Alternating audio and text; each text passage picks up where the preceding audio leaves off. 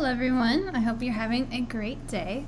Today we'll be looking at a special case of factoring trinomials when you have x squared plus bx plus c, and so basically your a is equal to 1. So last time we went over factoring trinomials using the AC method, and that works every single time, but there is a special case for when we don't have a number in front of our x squared, we don't have a coefficient, just a coefficient of 1. Where we can actually take a little bit of a shortcut. So first, I want to go through this example, showing you again the AC method. So the AC method told us that we want to do a times c. And so here, since there's no number in front of x squared, there's really a 1. So I would do 1 times 12 to get 12. And then our second step told us that we're looking for two factors that multiply to 12, but then they need to add to equal our middle term, which is 7. So some factors of 12, well, I know 1 times 12 equals 12. I know 2 times 6 equals 12. And then I also know 3 times 4 equals 12. So I'm going to look at those pairs and see which of those add to 7. And well, I see that 3 plus 4 gets me 7.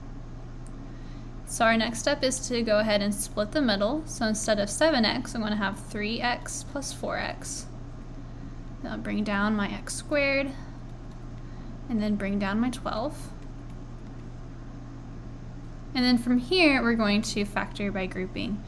And so looking at the first pair, I see the GCF here is x. Looking at the second pair, there should be an x right there. The GCF is 4.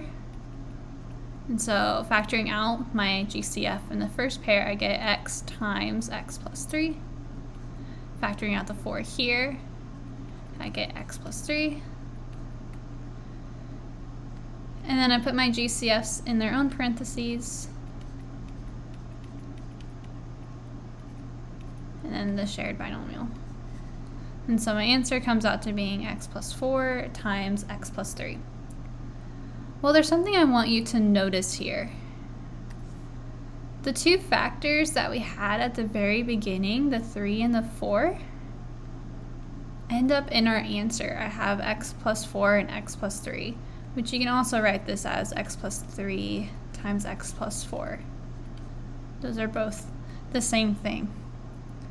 And so that's going to be the case every single time we factor something, where we factor a trinomial when my a is equal to 1, is that the numbers that multiply to your c are going to, and add to your b, are going to be in your final answer. And so those are going to be the steps that we're going to take when we're factoring x squared plus bx plus c.